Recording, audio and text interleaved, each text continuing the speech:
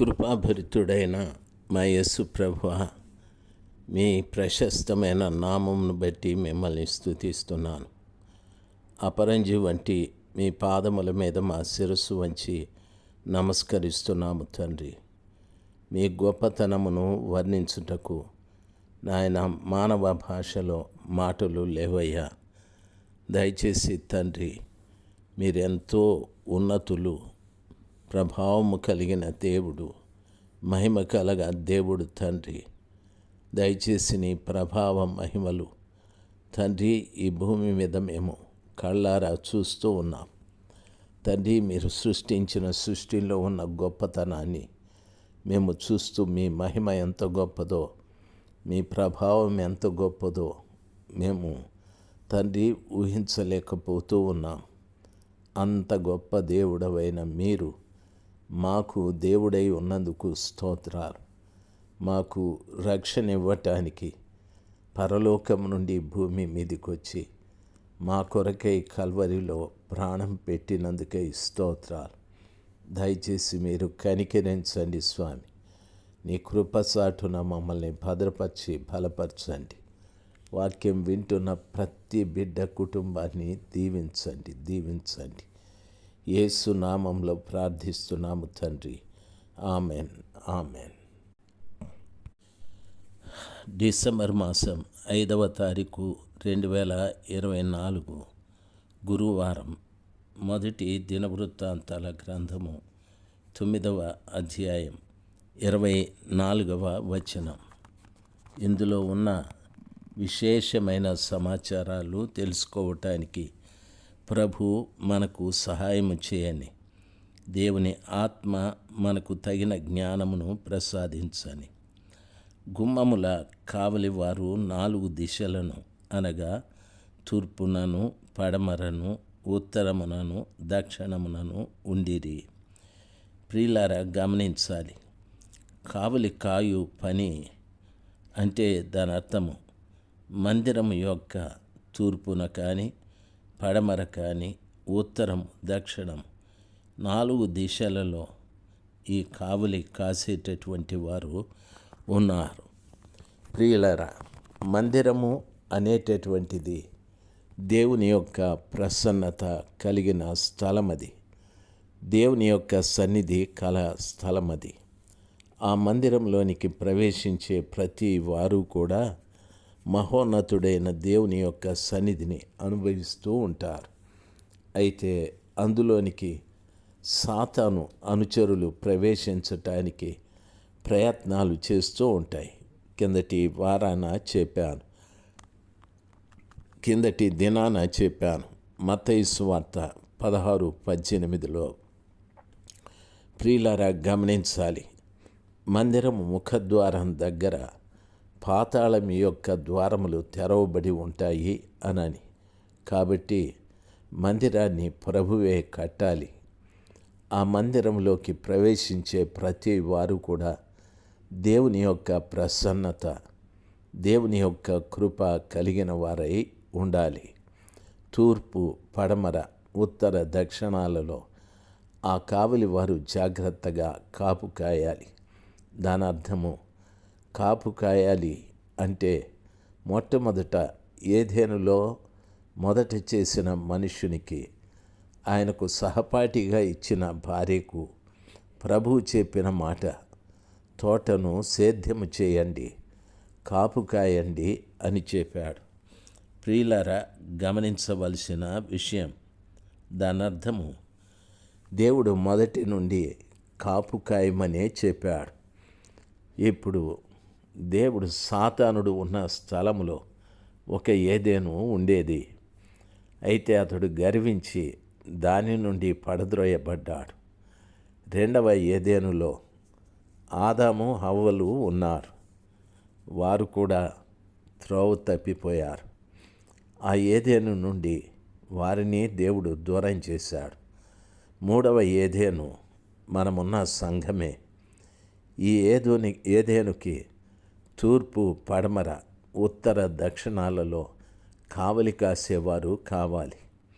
సేద్యం చేసేవారు అంటే ఆత్మీయంగా దాని అర్థం సువార్తను ప్రకటించేవారు. కావలి కాయువారు అంటే దాని అర్థం ప్రార్థన చేసేవారు. సంఘాలలో వీరే కొదువుగా ఉన్నారు. చాలామంది సంఘాలలో ఇదిగో సెక్రటరీలుగాను, కోశాధికారులుగాను, సంఘ పెద్దలుగాను, క్వయర్లోనూ ఇంకా దేంట్లోనూ ఉంటారు. అయితే ప్రార్థించేటటువంటి గుంపులు తక్కువే ఉంటాయి. సువార్త ప్రకటించేవారు తక్కువే ఉంటారు. మందిరానికి రోజున సేద్యం చేసేవారు, కాపు కాసేవారు కావాలి. అనగా వాక్యాన్ని బోధించేవారు, ప్రార్థన చేసేవారు కావాలి. వాక్యం బోధించటానికి మా కాపరి ఉన్నాడు కదా అని మనం అనుకుంటాం. అలాగా కాదు. ప్రియులారా, గమనించాలి. కాపరిది ఒక్కరిదే కాదు బాధ్యత. సంఘంలో ఉన్న ప్రతి వారిది బాధ్యత. సంఘంలో ప్రతి వారు దేవుని సువార్తను ప్రకటించాల్సిందే. సంఘంలో ప్రతి వారు కూడా ప్రార్థించాల్సిందే. కాపరిది ఒక్కరిదే కాదు. ఆ రీతిగా సంఘం అంతా కూడా బాధ్యత కలిగి ఉండాలి. సాతానుడు ఏ మూలన కూడా లోపలికి ప్రవేశించకుండా జాగ్రత్తగా సంఘము కాపు కాయాలి. తూర్పున కానీ, పడమర కానీ, ఉత్తరము దక్షిణాన కానీ ఏ మూలన కూడా సాతానుడు ప్రవేశించకుండా జాగ్రత్తగా కావలి కాయాలి. అనగా ప్రార్థించేవారు సంఘంలో ఎక్కువ ఉండాలి. ప్రభుల వారు ఈ రీతిగా చెప్పారు. మత్తయి సువార్త 21:13 నా మందిరము అనేక మంది ప్రజలకు ప్రార్థనా మందిరము అనబడుతుంది, దానిని మీరు దొంగల గుహగా చేశారే అని చెప్పారు. దేవుని మందిరం యొక్క ఉద్దేశం ప్రార్థన. ఆ ఉద్దేశాన్ని మినహాయించి మనము వేరొక విధంగా దానిని మార్చుకోకూడదు. ప్రార్థన లేని ప్రతి మందిరము కూడా దొంగల గుహ అని ప్రభుల వారే సెలవిచ్చారు. కాబట్టి మందిరానికి వెళ్ళే ప్రతి బిడ్డకు నా మనవి, నీవు ప్రార్థిస్తున్నావా? అంటే కావలి కాస్తున్నావా? సాతాను సంబంధమైన అనుచరులు అందులో ప్రవేశించకుండా మనము కాపు కాయాలి. ప్రియులారా, బాధ్యత రహితంగా మనం ఉండకూడదు. బాధ్యత కలిగిన వారుగా మనం ఉండాలి. దేవుని పిల్లలుగా ఈ విషయాన్ని ఆలోచించాలి. వారి సహోదరులు తమ గ్రామములలో నుండి 7 దినములకొక్కసారి వారి వద్దకు వచ్చుట కద్దు. లేవీయులైన 4 ప్రధాన ద్వారపాలకులు ఉత్తరవాదులై ఉండిరి. దేవుని మందిరపు గదుల మీదను బొక్కసముల మీదను ఆ లేవీయులు ఉంచబడి ఉండిరి. వారు దేవుని మందిరమునకు కావలివారు గనుక వారి కాపురములు దాని చుట్టూ ఉండెను. ప్రతి ఉదయమున మందిరపు వాకిళ్లను తెరచు పని వారిదే.